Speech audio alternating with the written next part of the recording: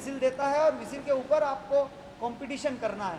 तो ये नहीं चाहते हुए भी आपको कंपटीशन करना है, तो उसके लिए आपको शारीरिक रूप से भी स्ट्रांग होना है, ब्रेन से मसल्स का कोऑर्डिनेशन बहुत इंपॉर्टेंट होता है, और आपकी रिएक्शन एबिलिटी जो आपने सुना है या देखा है, उसके बाद आप कितनी जल्दी रिएक्ट करते हो, सामने वाला पहलवान समझ नहीं सकता, उससे पहले रिएक्ट करना।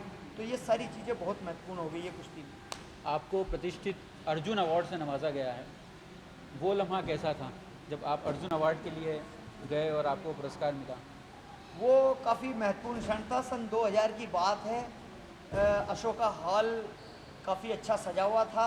अर्जुन पुरस्कार के लिए नवाजे जाने थे। अभिनव बिंद्राज भी उसमें शामिल थे, जिन्हें उस दौरान अवार्ड मेरे साथ ही मिला है। वेंकटेश जो बॉलर हैं वो भी थे। वेंकटेश प्रसाद बॉलर हैं, वो भी मेरे साथ थे, और वो अच्छा क्षण था। और अर्जुन अवार्ड लेने यहाँ से जाने के पहले इंदौर में मेरा बड़ा ज़ोरदार स्वागत हुआ, वो क्षण मुझे आज तक याद है।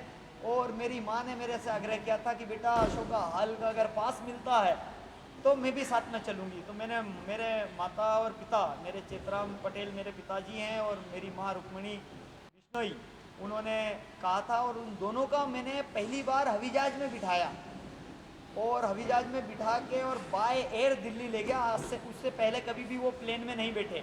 तो उनके लिए भी एक ऐतिहासिक क्षण था। और वो जब दिल्ली पहुंचे तो उन्होंने मेरे को बताया कि भाई बाय एयर आए हैं, और चंद घंटे में ही, 1 या 1.5 घंटे में हम दिल्ली से, इंदौर से दिल्ली पहुंच गए। तो काफ़ी अच्छा क्षण था। और अशोका हॉल में जब उनके सामने में अर्जुन अवार्ड महामहिम राष्ट्रपति द्वारा अर्जित कर रहा था, तो वो क्षण, वो नज़ारा मैं शब्दों में बयान नहीं कर सकता, क्योंकि मैं कवि नहीं हूँ, मैं एक पहलवान हूँ, लेकिन तब भी मैं जितना बोला हूँ वो काफ़ी काफ़ी कुछ होगा। अच्छा, कुश्ती से कुछ बुराइयां भी जुड़ी हुई हैं। कुछ नए पहलवान हैं जो जल्दी सफलता हासिल करने के प्रयास में गलत तरीके अपना लेते हैं, तो उस बारे में आपका क्या कहना है? बिल्कुल, ये बहुत ही गलत प्रथा एक हिंदुस्तान में चल रही है। अभी भी आपने न्यूज़पेपर, कॉमनवेल्थ गेम्स होने से ठीक पहले 6 पहलवान डोप में पॉजिटिव पाए गए। तो ये बहुत ही संवेदनशील और गंभीर मुद्दा, या कहेंगे कि पहलवान इस दिशा में किस तरह बढ़ रहे हैं। लेकिन कुश्ती एक ऐसा खेल है, मैं आपको यहाँ स्पष्ट तौर पे पहले बता देना चाहता हूँ कि कुश्ती जो खेल है वो असाइक्लिक मूवमेंट होते हैं, उसमें उसमें कुछ भी निर्धारित नहीं होता। जैसे वेट लिफ्टिंग है तो उसमें निर्धारित है कि एक खिलाड़ी आएगा यूं करके वजन उठाएगा, दूसरा भी आएगा इसी तरह उठाएगा। लेकिन कुश्ती में कुछ भी मोमेंट फिक्स नहीं है। तो ऐसे खेलों में स्टेरॉइड या प्रतिबंधित दवाएं काम नहीं करती।